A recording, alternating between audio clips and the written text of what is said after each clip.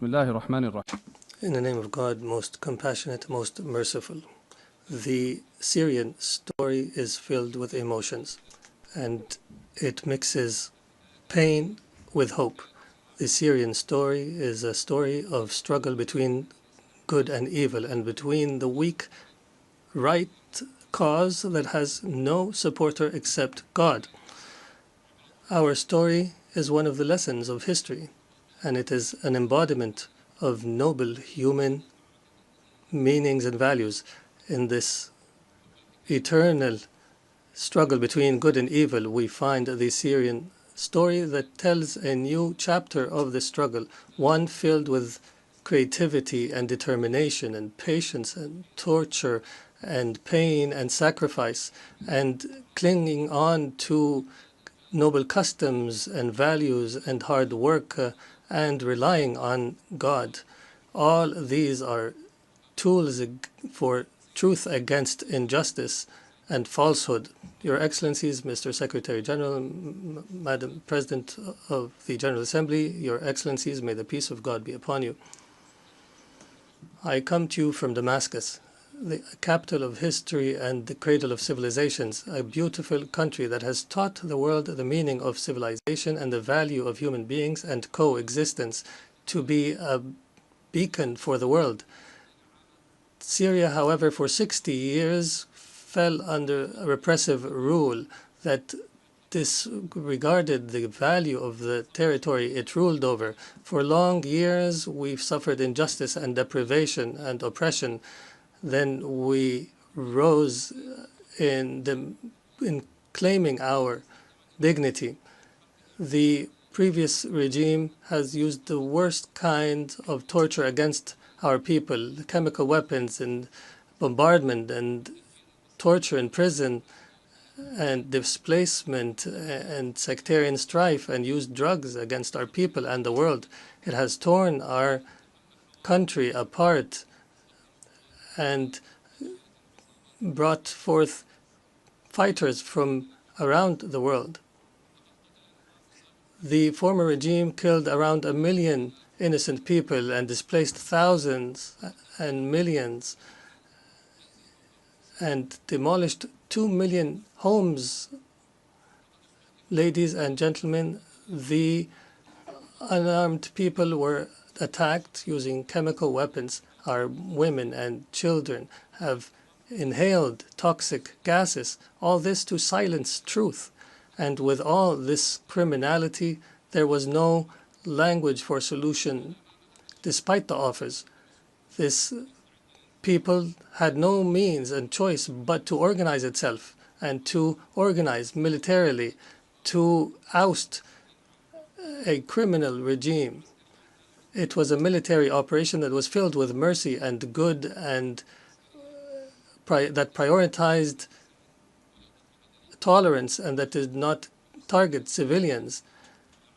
It targeted justice without vengeance.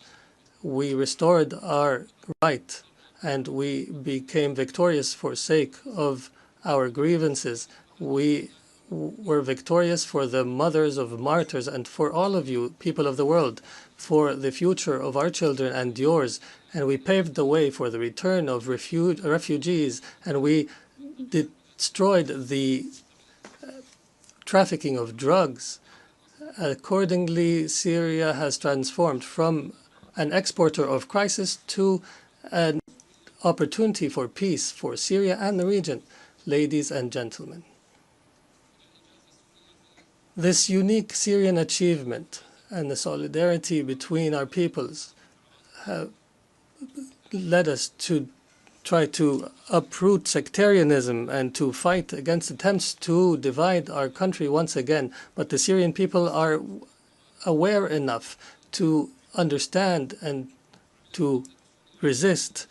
We formed commissions for fact-finding and granted access to UN fact-finding missions.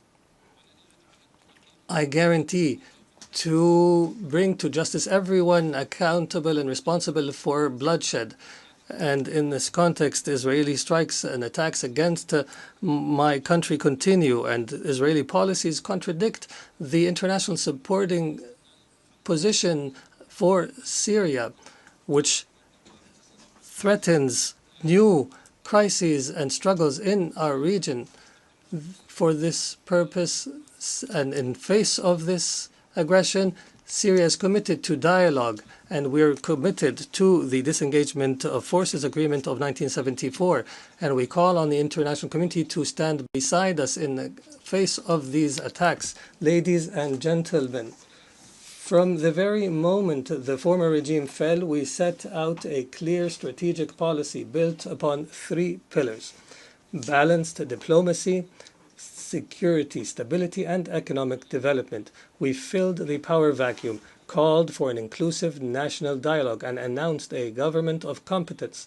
We strengthened the principle of participation and established a national commission for transitional justice and another for the missing, ensuring justice and fairness. We are now proceeding toward electing representatives of the people in the Legislative Council. We restructured civil and military institutions, dissolving all previous formations. Through intensive diplomatic activity, Syria restored its international relations and forged regional and global partnerships, and achieved the gradual lifting of most sanctions. And we call now for the complete lifting of sanctions so that they no longer shackle the Syrian people. Investment laws have been amended, and major regional and international companies have already begun entering the Syrian market, contributing through investment and reconstruction. Syria today is rebuilding itself through establishing a new state, building institutions and laws that guarantee the rights of all without exception. A land of ancient civilization and culture deserves to be a state of law, protecting everyone, safeguarding rights, guaranteeing freedoms, and fostering life to flourish while turning the page of a wretched past. We are determined to restore Syria's glory, dignity, and honor. And in continuation of the Syrian story, I declare before you today the triumph of truth over falsehood. Truth has come and falsehood has perished. Syria is reclaiming its rightful place among the nations of the world. This announcement is the echo of a great people's will, a people who forged glory throughout the ages, who rose again from beneath the rubble to restore their rights and freedom and dignity. On behalf of the Syrian people, I extend gratitude to everyone who stood by the Syrian cause, who aided Syrians in their tragedy, and who welcomed them in their countries, and to all nations and peoples who rejoiced in the victory of the Syrian people's will. And I particularly thank Turkey, Qatar, the Kingdom of Saudi Arabia, and all Arab and Islamic states, the United States of America, and the European Union. And before I conclude, let me affirm, the suffering Syria endured, we wish upon no one. We are among the peoples most deeply aware of the horrors of war and destruction. For this reason, we stand firmly with the people of Gaza.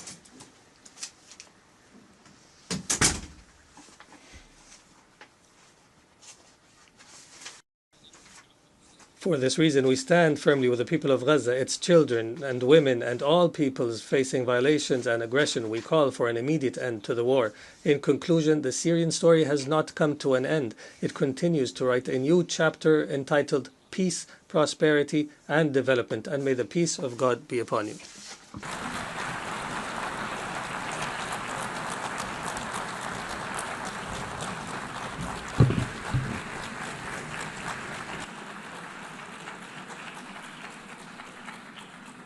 On behalf of the Assembly, I wish to thank the President of the Syrian Arab Republic.